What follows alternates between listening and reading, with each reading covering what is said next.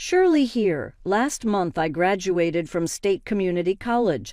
Since my parents made it quite evident from day one that they would not be able to support me financially, I got through school on a full scholarship, which was fortunate. That was good by me. I didn't want to be a liability. I therefore started working at The Grind, a coffee shop close to university, and stayed there during 4 years of college. When my previous phone died, I saved enough to get a new phone and a great laptop for school. Still, seeing my parents assist my older sister Janet every time she came disturbed me. 5 years of marriage to her husband Greg have produced 2 children, Tommy, 4, and little Sarah, who just turned 2. My parents would sneak Janet some cash whenever she visited our house carrying the children. Mom would remark, pushing cash into Janet's hand, "Here's a little something for groceries." Dad said, grabbing for his wallet, "Buy those children some new clothes." When we were by ourselves in the kitchen, I eventually confronted Mom about it after this happened 3 times in a month. "How come you folks help Janet out with money, but you've never offered to help me with anything?" I asked, trying not to let the hurt color my voice. Mom's face stiffened. "Janet has kids she has to look for, Shirley. All you have is yourself. Discussion ends here." When graduation day arrived at last, my parents hosted a celebration at our house. Though I knew they would only use it as another chance to highlight their exemplary parenting, I should have been content. Mother said, "We'll handle everything. You just pay attention to savoring your big day." Later I learned handing everything meant paying for the party with the $500 I had been saving for 2 months. They invited every family and friend from church, and they stayed late absorbing accolades. "You two have done such a great job with both of your daughters," my Aunt Marge said. "The way you help them is just fantastic," said a buddy of Dad's from the office. Biting my tongue to prevent from telling them all the truth, I stood there grinning falsely. My Uncle Pete caught me by the punch bowl at the conclusion of the party as others were beginning to depart. "So, Shirley, what is next for you?" he inquired. "Got any plans now that you'd have that degree?" "I'm going to rent my own apartment and start working," I remarked. Mom swooped in before I could get going, encircling my shoulders with her arm. "Oh, Shirley doesn't need to hurry into renting," she added in that lovely voice she used to wow people. "She can stay here for now, save on rent." Surprised, I turned to study her. First I had heard of this deal. "That's so generous of you, Linda," Uncle Pete said to Mom. "Rent is through the roof these days. It's so hard for young people to get started." The next morning at breakfast, Mom and Dad brought it up again. "We meant what we said last night," Dad said, buttering his toast. "You can stay here while you're looking for work. No need to waste money on rent right now." "Oh, thanks," I said. "I'll think about it." And I did think about it. While job hunting, I sent out dozens of resumes and got a position at Merchant Trading Company pretty quickly. It was entry-level work, mostly data entry and answering phones, but it was a start. The problem was my starting salary of $2,800 a month wouldn't get me the kind of apartment I wanted. Everything in my price range was way out in the suburbs, which would mean a 2 to 3 hour commute each way. Meanwhile, my parents' house was a 15-minute walk from my new office. After crunching the numbers, I reluctantly told my parents I'd stay with them for a while.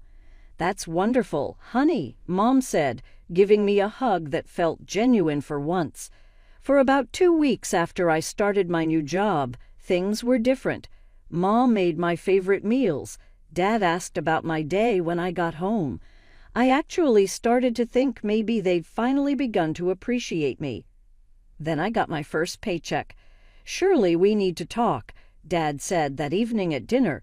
Mom nodded in agreement. "We're happy to have you here," Mom began, "but you're a working adult now." "That's right," Dad continued. "So we expect you to contribute $400 a month for rent and another $200 for food." I nearly choked on my meatloaf. $600 a month. That's more than 20% of my take-home pay. That seems kind of steep, I said carefully. It's far less than you'd pay for your own place, Mom pointed out, and it includes utilities. I couldn't argue with that. Okay, I agreed. I can manage that. And so began my new routine. I worked Monday through Friday, paid my rent on the first of each month, and tried to save whatever I could from what was left. I wasn't building my savings as quickly as I'd hoped, but at least the balance was going up instead of down. For a few months, things were stable, not great, but manageable. Then, one evening in October, I came home from work to find the living room packed with suitcases. Janet was sitting on the couch, looking annoyed. Greg was pacing back and forth. Tommy was running in circles around the coffee table, and Sarah was crying in my mother's arms. "What's going on?" I asked, setting down my purse. Janet looked up at me with a scowl. "Greg got demoted," she said flatly. "We can't afford our apartment anymore. We're moving in until things get better." I forced a smile, but inside I was screaming. This was not going to end well for me. I could feel it. My predictions about Janet moving in were spot on. Within days, my life turned into a nightmare. Janet didn't work. She stayed home all day with the kids, supposedly taking care of them. But as soon as I walked through the door after work, she'd be grabbing her purse. "Oh, good, you're home," she'd say, already halfway out the door. "Tommy needs help with his coloring book, and Sarah just woke up from her nap." Before I could respond, she'd be gone, dragging Greg along to meet friends or go shopping. Sometimes they wouldn't come back until after the kids were asleep. The first few times I didn't mind. I love my niece and nephew despite everything. But after 2 weeks of this routine, I was exhausted. I'd work all day, then come home to babysit until bedtime. My own chores, laundry, meal prep for the next day, even showering, got pushed to late at night when I was already dead on my feet. One evening at dinner, I finally spoke up. "I can't keep watching the kids every night," I said, pushing my food around on my plate. "I'm really tired after work." The table went silent. Then Janet scoffed. "Are you serious right now?" she said. "You think you're tired? Try being a mom."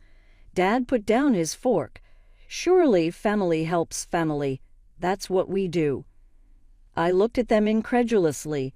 "Then why don't you guys watch the kids sometimes?" Mom shook her head. "We're too old to be chasing after little ones all evening." For the next month, nothing changed. I kept babysitting, kept working, kept paying my rent. My savings account, which I'd been so proud of, stayed stagnant. Then, about 2 months after Janet and her family moved in, Mom and Dad dropped another bomb at dinner. "Surely," Dad began in his serious voice, "we need to increase your rent. Our expenses have gone up with more people in the house. We're asking for an additional $200 a month." I nearly choked. $800 a month? That's almost a third of my paycheck. "It's still cheaper than renting your own place," Dad pointed out. I looked around the table at my sister and her husband. "How much are Janet and Greg paying?" Silence. Mom and Janet exchanged a quick glance. "Your sister can't afford to pay rent right now," Mom finally said firmly. "She has a family to support. You're single with no responsibilities. You need to help out more." Something inside me snapped, but I held it together. "I see," was all I said. That night, I started searching online for apartments near my work. The cheapest decent one-bedroom was $1,500 a month, plus utilities. With my current salary, it would be tight, but I could make it work if I was careful. The problem was the upfront costs, first and last month's rent, security deposit. I'd need at least $4,000 to move in. I decided to hunker down and save aggressively. No more coffee shop visits, no more takeout lunches, no more new clothes. Every spare penny would go into my escape fund. But the universe, or more accurately, my family, had other plans. A week later, the washing machine broke down. Mom came to my room that night, looking apologetic. "Surely. I hate to ask, but we need a new washing machine. With 5 adults and 2 kids in the house, we can't go to the laundromat. Could you lend us some money? We'll pay you back, I promise." I spent $700 on a new washing machine, not top of the line, but decent. A month later, when I mentioned the loan to Mom, her expression changed instantly. "Are you really asking your parents to pay you back?" she said, eyes narrowing. "After everything we've done for you." "But you said—" "I can't believe how ungrateful you've become," she interrupted. "We raised you, fed you, put a roof over your head." I retreated, feeling like I'd been slapped. So much for that money. The hits kept coming. Next, it was the living room furniture, destroyed by Tommy and Sarah.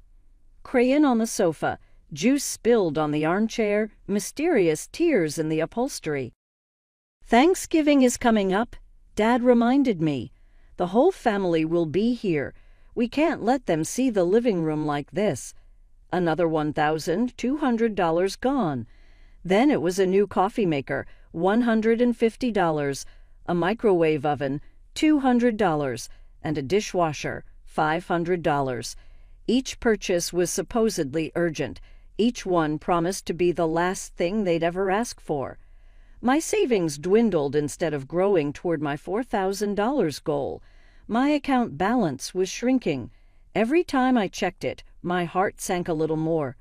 Then December arrived, bringing cold weather and a new crisis. "The roof is leaking," Dad announced one morning. "If we don't fix it before spring, the whole house could flood when the rains come." "How much will it cost?" I asked, already knowing where this was going. "About $3,000, Mom said. "We know it's a lot, but it's urgent." $3,000, almost everything I had left. But what choice did I have? It was their house, but it was my home too, at least for now. "Fine," I said, writing them a check with a shaking hand. "But I really can't afford any more big expenses." "Of course, honey," Mom said soothingly. "This is the last thing, I promise." Dad nodded. "We'll get the contractor out here next week." But the contractor never came. When I asked about it, Dad mumbled something about scheduling difficulties. Mom changed the subject whenever I brought it up. Then came the Saturday morning that changed everything. I woke up late, enjoying my day off, and wandered downstairs to find suitcases by the front door. Mom, Dad, Janet, Greg, and the kids were bustling around, packing the car. "What's going on?" I asked, still half asleep. Mom looked startled to see me. "Oh, good morning, sweetie. We're going on a little trip." "A trip? Where?" "Florida," Dad said cheerfully. "Our friends have a guest house there. We're staying for 2 weeks through Christmas." "Where did you get the money for a Florida vacation?" I asked, though I already knew the answer. Mom at least had the decency to look guilty. "We used the roof money. We'll save up again for repairs after the holidays." My vision blurred with anger. "You mean my money?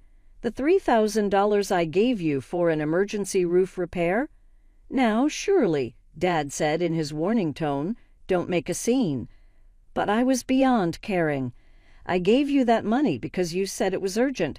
I've been giving you money for months, while I pointed at Janet and Greg, who were pretending not to listen. "Live here for free." "If you don't have enough money," Mom said coldly, "then you need to work harder. Maybe get a second job." "Yeah," Janet chimed in. "That's what adults do when they need more money." And just like that, they left. All of them. Leaving me alone in the big empty house with a leaking roof and a breaking heart. After they drove away, I sat at the kitchen table for what felt like hours. The house was quiet for the first time in months. No kids screaming, no Janet complaining, no parents guilting me into something. Just silence. In that silence, everything became clear. This would never stop. They would keep taking and taking until there was nothing left of me, not my money, not my energy, not my self-respect. I pulled out my phone and scrolled through my contacts until I found Lisa, my friend from work. She had mentioned a few weeks ago that her sister was looking for a roommate. "Hey, Lisa," I said when she answered. "Is your sister still looking for someone to share her apartment? Can I get her number?" Lisa's sister Megan lived in an apartment just 2 blocks from my office. Perfect location, reasonable rent. I called her immediately. "Lisa told me all about you," Megan said after I introduced myself. "She says you're super reliable and clean. I'd be happy to have you as a roommate." The next morning, I called a moving company and booked them for same-day service. Then I walked through the house, making a list of everything I'd purchased with my own money: the washing machine, the living room furniture, the coffee maker, the microwave, the dishwasher. "Hello," I said when the moving company answered. "I need to move some furniture and appliances today. Yes, it's somewhat urgent." They arrived 2 hours later. By evening, everything I'd bought was installed in Megan's apartment. She was thrilled. "This is amazing," she said, running her hand over the new sofa. "My place was so empty before." "Glad it works out," I said, arranging my clothes in my new closet. That night I slept better than I had in months, maybe years. My new room was small but clean, with a window overlooking a little courtyard. More importantly, it was mine for the next 2 days. I went to work, came home to my new apartment, and enjoyed the peace. I didn't tell my parents I'd moved out. What would be the point? Then, 2 days before Christmas, my phone buzzed with a text from Mom. "We'll be home tomorrow afternoon. Please have dinner ready. Nothing fancy, just something warm." I laughed out loud. They still thought I was their personal chef, maid, and ATM. The next day, I left work early and went back to my parents' house one last time.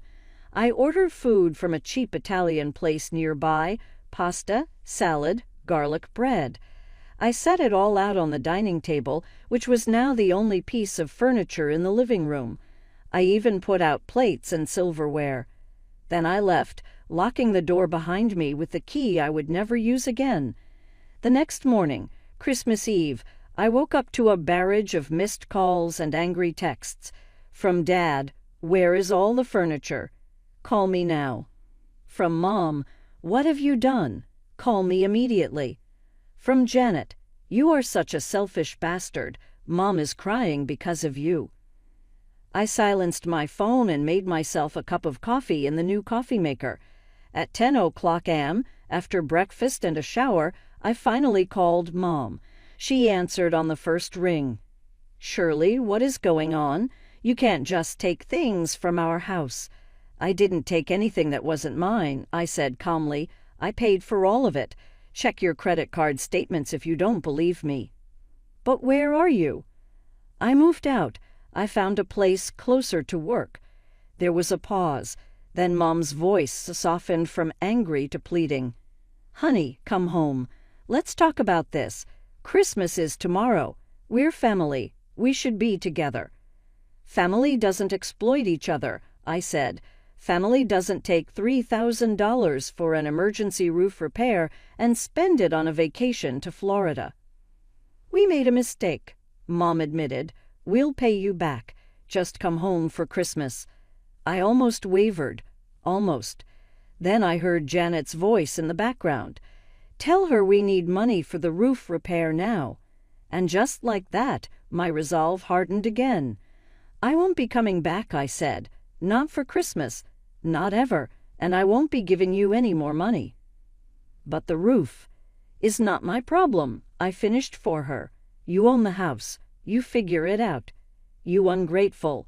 Mom started, but I cut her off. "Goodbye, Mom. Merry Christmas." I hung up and blocked their numbers. All of them. Mom, Dad, Janet, even Greg. Then I turned off my phone completely and went for a long walk around my new neighborhood. The next day was Christmas. Megan had gone to her parents' house for the holiday, so I had the apartment to myself. I made a nice breakfast, watched Christmas movies, and ordered Chinese food for dinner. People might think it sounds sad, spending Christmas alone, but it wasn't. For the first time in years, I felt at peace. No one was taking advantage of me. No one was making me feel bad about myself. No one was draining my bank account or my energy. 6 months have passed since I moved out of my parents' house.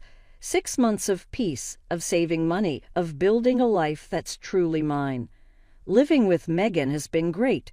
We get along well, split the chores fairly, and respect each other's space. On weekends, we sometimes cook dinner together or binge-watch shows, but there's no obligation, no guilt trips if I want to spend the evening alone in my room. Last month, my cousin Rachel called me. "I thought you might want to know," she said hesitantly. "Your parents had to take out a loan to fix the roof." I wasn't surprised. "How do you know?" "Your mom told my mom. She made it sound like they're struggling because you abandoned them." Rachel paused. I told my mom what really happened. "I hope that's okay." "It's more than okay," I said. "Thank you." Rachel also mentioned that Janet and her family were still living with my parents, but things had changed. Mom and Dad had started charging them rent and making them contribute to groceries. Work has been going well. 2 months ago, I was assigned to lead a small project team, and I knocked it out of the park. Yesterday, my boss called me into her office. "Surely I've been impressed with your work," she said. "We're creating a new assistant manager position in the department, and I want you to apply for it." "Really? That would be amazing," I said, trying to contain my excitement. "The salary would be $48,000 a year," she continued. "That's a significant bump from what I'm making now, a $10,000 raise. With that kind of money, I could get my own place sooner than I'd planned. That night, I started browsing apartment listings online. Nothing too fancy, just a small one-bedroom within walking distance of work. I found a few in my price range, all with June or July availability. Perfect timing if I get the promotion. Last weekend, I was shopping at Target when I saw them. Mom, Dad, and Janet pushing a cart down the home goods aisle. I ducked behind a display, but not before Janet spotted me. We made eye contact for a brief second before she nudged Mom and pointed in my direction. Mom glanced over, then deliberately turned her cart and went the other way. Dad followed without looking back. It stung a little, I won't lie. But then I remembered all those months of exploitation, all that money they took from me. And the sting faded. They made their choice, and I made mine. My life is just beginning, and for the first time it truly feels like mine.